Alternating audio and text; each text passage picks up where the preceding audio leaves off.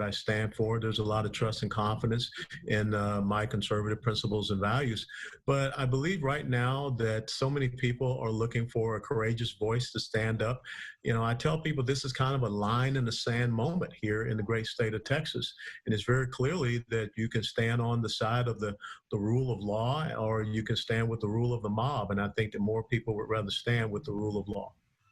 And let me ask you, I was reading in where you said that it's not just about registering new voters, it's not just about raising money, it's also about a movement. What's that about, and what is your mission now? Well, the mission now, without a doubt, is to go out there and take the message of, people being victors and not victims, economic empowerment instead of economic enslavement, the individual, their rights, freedoms, liberty, and sovereignty instead of collective subjugation. But I believe that the most important thing that we have to do right now is to get people to understand the spirit of Texas, what Texas stands for, that rugged, indomitable entrepreneurial spirit that has defined Texas. And that's why we have the Lone Star State, and now that star illuminates the other 49. So that is really what we have to do. And of course, you want to register people to vote, but you have to inspire them to want to come out and vote. You want to raise the money, but I think that, the success that I've had since I came back from Afghanistan at the end of 2007 in raising over $50 million in congressional races and also conservative and Christian constitutional causes is because you want people, you inspire people to give their resources because they believe in something. And that's what we want to have here in Texas. Has there been an inspirational message by Republicans? Well, I think that for whatever reason, the Republican Party over a period of time has kind of lost that voice, lost that messaging ability. I think one of the last great communicators for the Republican Party, without a doubt, was Ronald Reagan. He inspired people. That's why you had those folks that called themselves Reagan Democrats. But I think that we can reassert that once again. And, when I look at, do we want to go down the path in Texas of, wealth redistribution and nationalizing economic production? Do we want to decimate our oil and gas industry? Do we want to have more people on the welfare nanny state rolls? Or do we want to, as I said, have economic empowerment?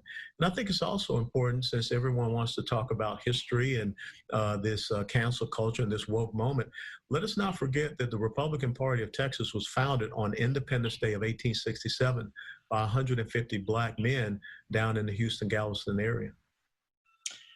Let me ask you, because the Texas Democrats put out a statement today, and this is what their spokesman said, quote, "We're disgusted but not surprised that Texas Republicans chose a certified racist conservative hardliner like Allen West as their new chairman."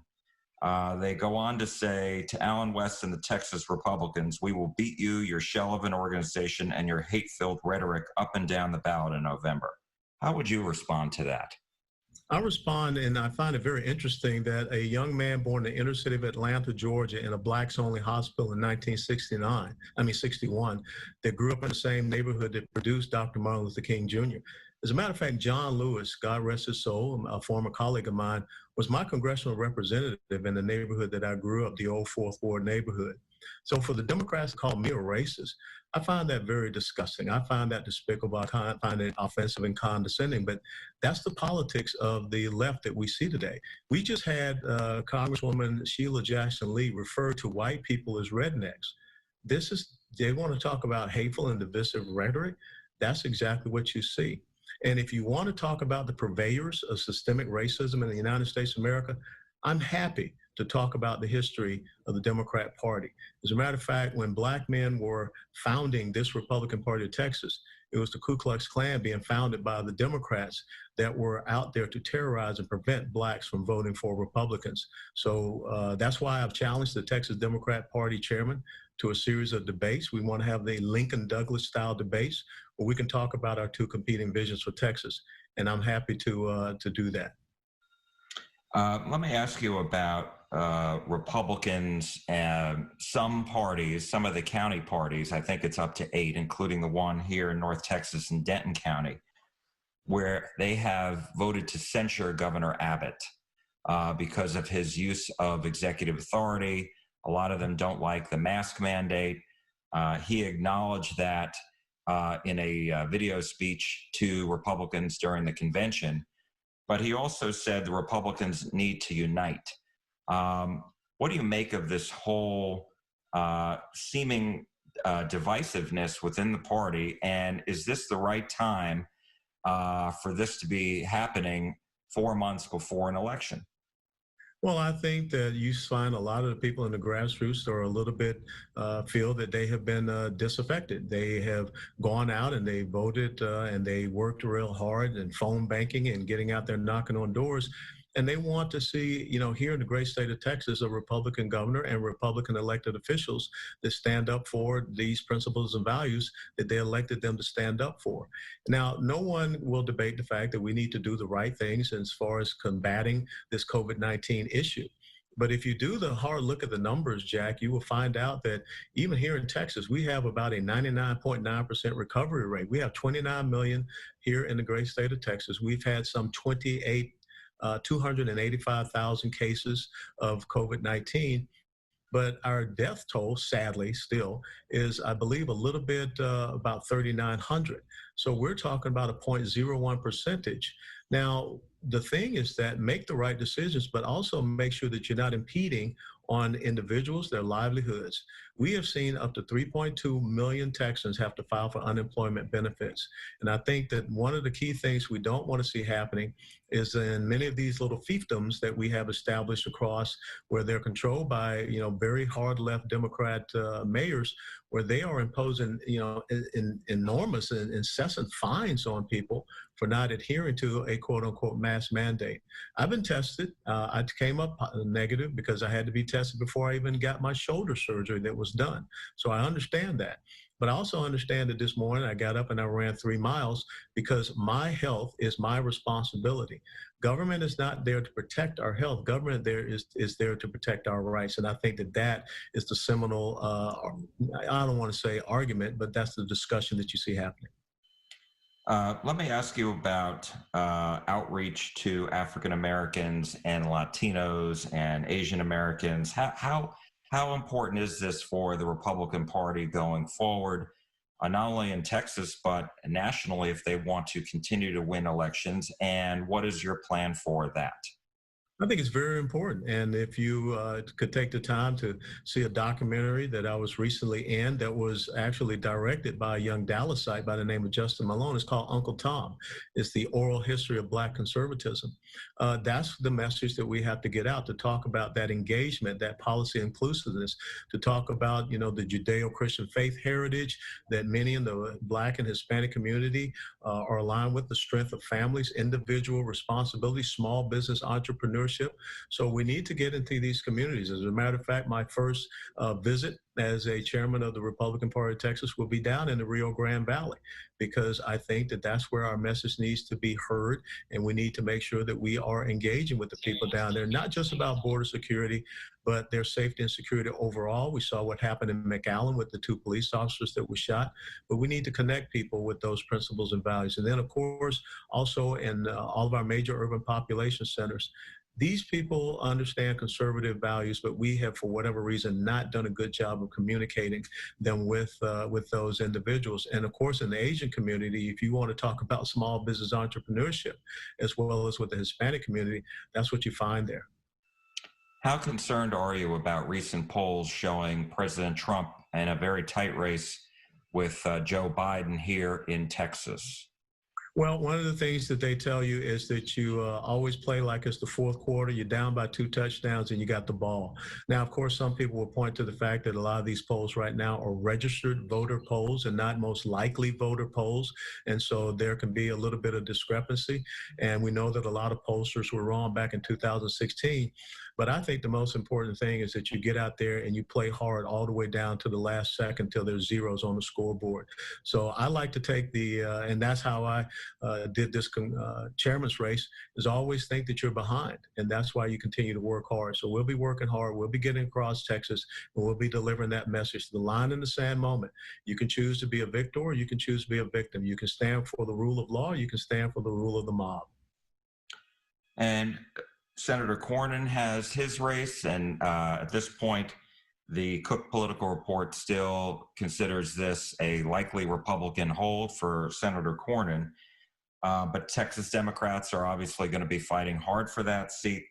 And some of the congressional races in North Texas, everybody's talking about the 24th Congressional District, which is an open seat.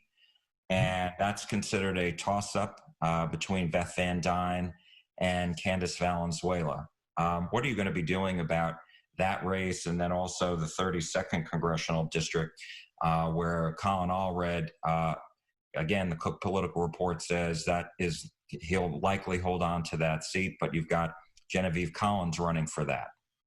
Well, that's the important thing that I think as a chairman, to get out there and, of course, raise the funds so I can do the independent expenditures, that I can run commercial ads and online ads, that I can be there and make sure that I provide an added boost in these priority races that we have across the state, to include some of our state house races. We know that Michael Bloomberg and his Every Town for Gun Safety and Moms Demand Action, they have already said they're going to dump $8 to $10 million here to run gun control candidates to take the Texas State House, which the Democrats are 9 seats away from taking. In 2018, we lost 12 state house seats. So I'd like to definitely hold on to the 9 and then, of course, get back some, if not all, of those 12. But my focus is to get out there and do those independent expenditures and give an added boost to those candidates in those critical districts. How does COVID-19 play into your message to, people who, have been affected by, everybody's been affected by this pandemic in one way or another? And so how does that impact your message? Well, I think that in impacting the message, it says that we can come together, we can unite, and we can be stronger than the virus that has a 99.9% recovery rate. But in doing so, we don't want to see the decimation of the Texas economy, a Texas economy that took us through the dark days after the 2008 financial meltdown and that crisis. We see an oil and gas industry that has helped us to become energy independent and a net exporter of our resources. So we don't want to see ourselves shoot ourselves in the foot and decimate our economy. And as I said earlier, 3.2 million Texans filed for unemployment benefits. We don't want to, see that be the detrimental long-term lasting effect, when I believe that we will be able to be victorious over this COVID-19 issue. 2 other questions, if I may. What is your thought about the Black Lives Matter movement? Well, I find it to be very oxymoronic in its namesake. I mean, here we have an organization that says Black Lives Matter, but yet the number one issue in the Black community, without a doubt, is fatherlessness. I mean, we're talking about 24% in the Black community don't have a mother and father in the home. But yet, when you go to the website of Black Lives Matter, they speak out against the traditional nuclear family. The founders of the Black Lives Matter say that they're avowed trained Marxists. And I don't know what Karl Marx, Frederick Engels, Lenin, Stalin, Chairman Mao, any of the renowned Marxists have anything to do with the Black community. We see what is happening in Chicago. We don't see the Black Lives Matter there. I think another critical important issue, which the Republican Party of Texas stand for, is school choice. Educational freedom. We don't see Black Lives Matter talking about that. And how interesting it is that we see the statue of Frederick Douglass being torn down, the great abolitionist who made sure, as a counselor to President Abraham Lincoln, the first Republican president, that we had an Emancipation Proclamation, which, of course, on June 19th of 1865, the slaves here in Texas found out that they were free. So I don't see any of those issues being addressed by Black Lives Matter. What I do see is they are advancing the ideological agenda of the progressive socialist left, which again has been detrimental to the Black community. So I'd love to debate and talk about that, because I don't see them advocating education opportunity zones, economic opportunity zones, none of those things. And last question I have for you, it wasn't too long ago, you were in a pretty bad motorcycle wreck on I-35, and I'm wondering how you are feeling and how is your recovery going? Well, Jack, without a doubt, thank you to so many people for their thoughts and their prayers. It's by God's grace that, I am up and about. It has just barely been 2 months since that accident, and not too many people walk away from a motorcycle accident at 75 miles per hour. I did have surgery on my shoulder. I had to have my socket bone reconstructed and 2 screws put back in there, but I'm up and about, I'm running, I'm swimming, and I have physical therapy every week. So I'm on the road to recovery, but I don't have time to sit down and worry about my own injuries. I've got a great state to make sure that we preserve for the future and legacy of the United States of America.